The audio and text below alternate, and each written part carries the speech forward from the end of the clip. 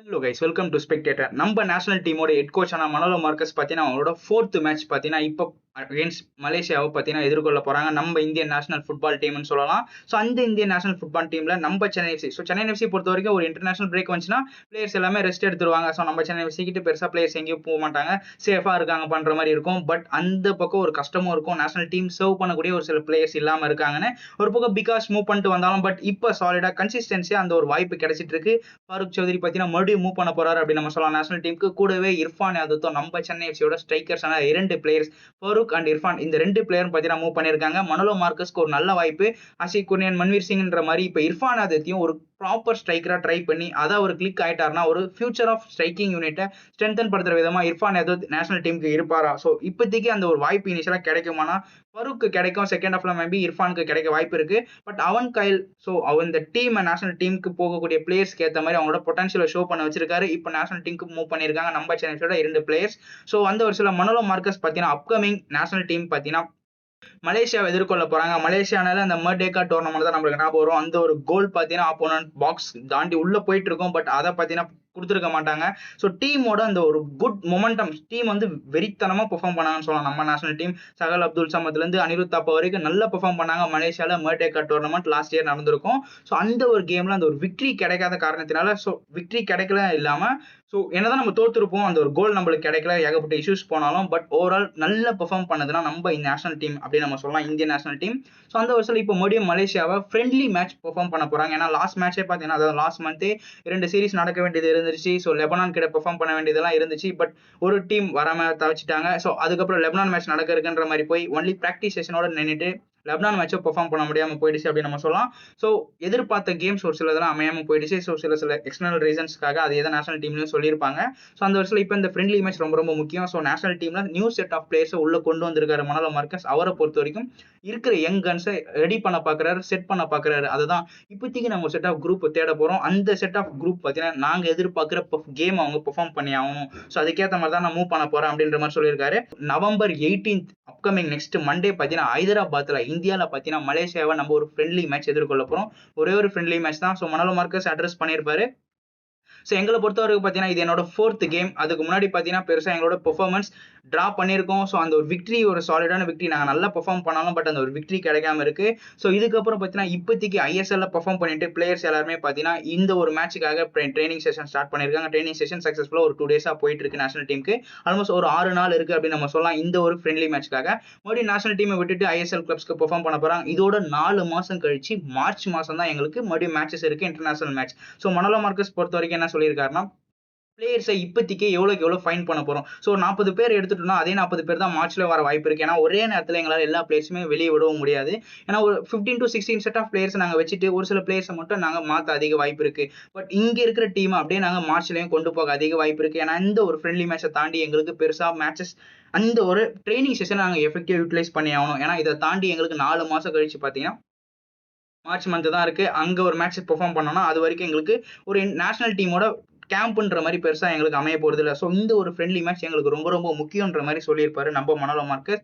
So அந்த வருஷத்துல பார்த்தீங்கன்னா இந்த ஒரு ஃப்ரெண்ட்லி மேட்ச் பார்த்தீங்கன்னா சரி 7:30 மணிக்கு நடக்க இருக்கு. So international break. ஸோ எல்லா பிளேயர்ஸும் வெக்கேஷன்ல இருக்கிற நேரத்தில் நேஷனல் டீம் அவங்களோட கேமை காமிக்க போறாங்க மண்டே.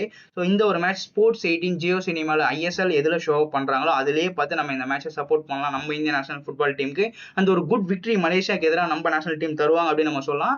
ஸோ அந்த ஸ்குவாட் பொறுத்த வரைக்கும் பார்த்தீங்கன்னா நல்ல நல்ல யங் பிளேயர்ஸே உள்ள கொண்டு வந்திருக்காரு மனோலோ மார்க்கஸ். ஸோ அந்த ஒரு ஈவன் பெட்ரோ பொனாலி கூட அதான் சொல்லியிருப்பாரு. ஸோ இங்க வந்து கிளப்பை நீங்க பாக்குறத தாண்டி ஹெட் கோச் எப்படி பெர்ஃபார்ம் பண்றாங்க, லோக்கல் லெவலில் டொமஸ்டிக் லெவலில் பெர்ஃபார்மன்ஸ் எப்படி இருக்குன்ற மாதிரி நீங்க பார்க்கணும் அப்படின்ற மாதிரி ஈகோஸ்டிமா அட்ரஸ் பண்ண நிலைமையில இப்போ மனோலோ மார்க்கஸ் அந்த கோச்சஸோட ஒரு குட் கம்யூனிகேஷன் இருக்கிற காரணத்தினால நம்ம எந்தெந்த பிளேயர்ஸ் எல்லாம் நல்லா பண்றாங்க, இவங்களுக்கு ஒரு வாய்ப்பு கிடைச்சா நல்லா இருக்கும், அந்தந்த செட் ஆஃப் பிளேயர்ஸ்க்கு இப்போ ஒரு நல்ல வாய்ப்பு கிடைச்சிட்டு இருக்கு நேஷனல் டீம்ல அப்படின்னு நம்ம சொல்லலாம். அந்த வருஷத்துல மனோலோ மார்க்கஸ் என்ன சொல்லியிருக்காருன்னா, ஸோ இது வரைக்கும் நவம்பரை தாண்டி எங்களுக்கு ஒரு லாங் டே. ஸோ நவம்பருக்கு முன்னாடி நாங்க ரொம்ப கேப்புக்கு அப்புறம் தான் இப்போ ட்ரைனிங் செஷன் ஸ்டார்ட் பண்ணியிருக்கோம். இது தாண்டி பார்த்தீங்கன்னா எங்களுக்கு பெருசா ஒரு 4 மாசம் கழிச்சு தான் மறுபடியும் நேஷனல் டீம் கேம்ப் மூவ் பண்ண போறோம்.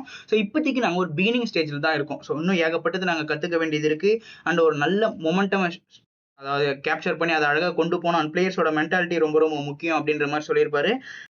ஸோ ஒரு கேமே இதுக்கப்புறம் எங்களுக்கு ரொம்ப ரொம்ப முக்கியம். ஸோ பிளேயர்ஸ் அதுக்கேற்ற மாதிரி அவங்களோட கேமை காமிப்பாங்க. ஸோ இப்போதைக்கு மலேசியா கேம் தான் எங்களுக்கு ரொம்ப ரொம்ப முக்கியம். ஸோ வியட்நாம் கிட்ட நாங்கள் லெபனான் கிட்ட பெர்ஃபார்ம் பண்ண முடிஞ்சிருக்காம போயிருக்கோம். ஸோ ஒரு சில டீம் கிட்ட ட்ரா பண்ணியிருப்போம். ஸோ அதை தாண்டி இப்போதைக்கு எங்களோட டீம் பொறுத்த வரைக்கும் ஸோ இந்த ஒரு கேமை ஒரு குட் விக்டரியோட ஸ்டார்ட் பண்ணாதான் மார்ச் மந்த்ல நடக்கிற கேம்ல நாங்கள் ஒரு நல்ல கேமை ஸ்டார்ட் பண்ண முடியும். ஏன்னா பிளேயர்ஸோட செட் ஆஃப் அந்த ஒரு ஸ்குவாட் வந்து மாற அதிக வாய்ப்பு இருக்கு. ஏன்னா இப்போதைக்கு ப்ராபபிள் ஸ்குவாட் அனௌன்ஸ் பண்ணியிருக்காங்க. அது மேபி ஃபியூச்சர்ல அதிக மாற வாய்ப்பு இருக்கு. ஏன்னா செட் ஆஃப் பிளேயர்ஸோட ஃபார்ம்க்கு ஏற்ற மாதிரி மனோல மார்க்கஸ் உள்ள கொண்டு வந்துட்டு இருக்காரு. ஸோ பார்க்கலாம். அந்த வருஷத்துல கோல் கீப்பர்ஸ்ல பார்த்தீங்கன்னா அம்ரீந்தர், குர்பிரத் அண்ட் விஷால் கெய்த் வந்திருக்காரு. ஸோ இதுல Amrinder Singh and Gurkirat Singh, so Gurpreet, so இவங்க 2 பேர் தான் அதிக வாய்ப்பு இருக்கு நேஷனல் டீம்ல மாறி மாறி கோல்ஸ் கீப்பிங் மூவ் பண்றதுக்கு. அண்ட் டிஃபென்ஸ்ல பொறுத்த வரைக்கும் ஆகாஷ் சங்கவானுக்கு வாய்ப்பு கிடைச்சிருக்கு. அவர் கன்சிஸ்டன்ஸா வாய்ப்பு கிடைச்சிட்டு இருக்கு நேஷனல் டீம்ல. அதை தாண்டி அன்வர் அலி, ஆசிஸ் ராய், சனா சிங், ரால்டே, மெஹதாப் சிங், ராகுல் பேக்கே, ரோஷன், சந்தீஷ் ஜிங்கன் பார்த்தீங்கன்னா ஸோ ராகுல் பேக்கே சந்தீஷ் ஜிங்கன் அல்லாத ராகுல் பேக்கே தான் ஸ்டார்ட் பண்ணாரு. அந்த டீமை சூப்பர் லீட் பண்ணி கொண்டு போனாரு. இப்போ சந்தீஷ் ஜிங்கன் உள்ள வந்துட்டாரு. ஸோ இன்ஜுரி மீறி ஸோ பர்ஃபெக்டா அவர் ஃபிட்டா இருக்காருன்னு சொல்லலாம். இப்போதான் எஃப்சி கோவா அவங்களோட கேமை ஸ்டார்ட் பண்ணியிருக்காங்க. ஸோ அதே போல பார்த்தீங்கன்னா இப்போ நேஷனல் டீமுக்கு ஒரு குட் அடிஷனா இருப்பாரு சந்தீஷ் ஜிங்கன் சொல்லலாம். அண்ட் மிட்ஃபீல்டர்ஸ்ல நம்ம எதிர்பார்த்த மாதிரி தான் அனிருத் தாப்பா, ஜெக்சன் சிங், ஜிதின், அப்புறமா சுரேஷ் சிங், லிஸ்டன் கொலாசோ, பிராண்டன் ஃபெர்னாண்டஸ், விபின் மோகன் அப்படின்னு சொல்லலாம். இதுல என்னன்னா சஹல் அப்துல் சமாத் இதுல இடம் பெறல. மேபி ஃபியூச்சர்ல வருவாரா இல்ல இன்ஜுரி காரணத்துல என்ன ஆச்சுன்னு அப்படி நம்ம தெரியல. நான் இன் ஃபியூச்சர்ல உங்களுக்கு அப்டேட் பண்றேன். ஸ்ட்ரைக்கர்ஸ்ல நம்ம சென்னை எஃப்சியோட 2 பிளேயர்னா ஃபருக் சௌத்ரி அண்ட் இர்ஃபான் யாதவ். அதை தாண்டி எட்மண்ட் லாண்டிகா ஐ லீக்ல இருந்து இப்போ ரிட்டர்ன் ஐஎஸ்எல் உள்ள வந்தாலும் பட் ஐ லீக்லயே ஒரு இடம் பிடிச்ச பிளேயர்னா எட்மண்ட் லாண்டிகான்னு சொல்லலாம். அவரோட கேம் அந்த அளவுக்கு சூப்பரா இருக்கு.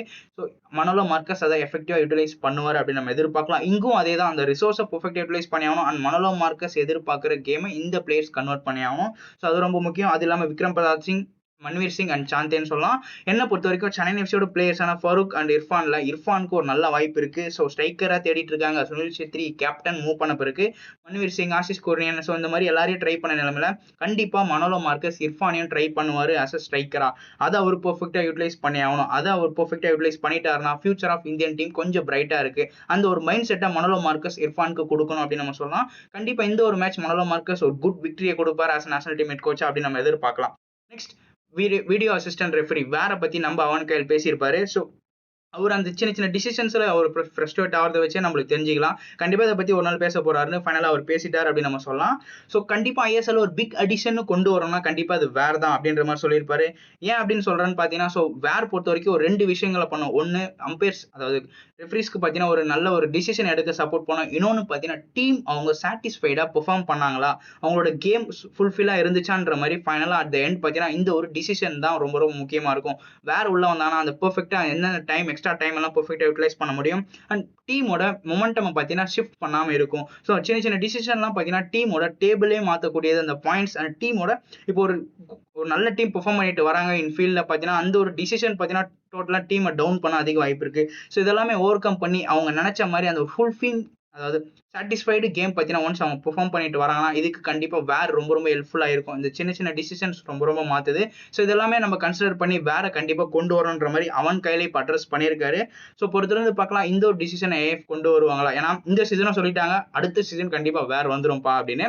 பட் அடுத்த சீசனும் இதே தான் சொல்லுவாங்க. ஏன்னா நம்மளுக்கே தெரியும், ஏன்னா சீசன் பை சீசன் இதை தான் தாமஸ் பீரியட்லேருந்து தான் சொல்லிட்டு வராங்க வேர் வந்துரும்ன்ற மாதிரி. பட் வேர் வருதுன்னா அதுக்கு முன்னாடி பார்த்தீங்கன்னா ரெஃப்ரீஸ்க்கு எல்லாமே அந்த ஒரு ட்ரைனிங் செஷன் கொடுத்தாகணும். எப்படி அதை ஹேண்டில் பண்ணி ஆகணும், எஃப்ரி வேரோட ஒன்றி நீங்க கேம் மூவ் பண்ணி ஆகணும், அப்ரோச் பண்ணி ஆகணும்னு. ஸோ இதெல்லாமே நடக்கணும். ஸோ சின்ன சின்ன இன்ஸ் கிடைச்சோன்னு அப்டேட் பண்றேன். அப்கமிங் சீசன் அட்லீஸ்ட் ஐஎஸ்எல்ல வேர் வீடியோ செஷன் ரெஃப்ரி வருமா வராதான்னு. ஸோ மேலும் Indian football news and transfer news தெரிஞ்சுக்க ஸ்பெக்டேட்டரை ஃபாலோ பண்ணிக்கங்க. Let's go Indian football.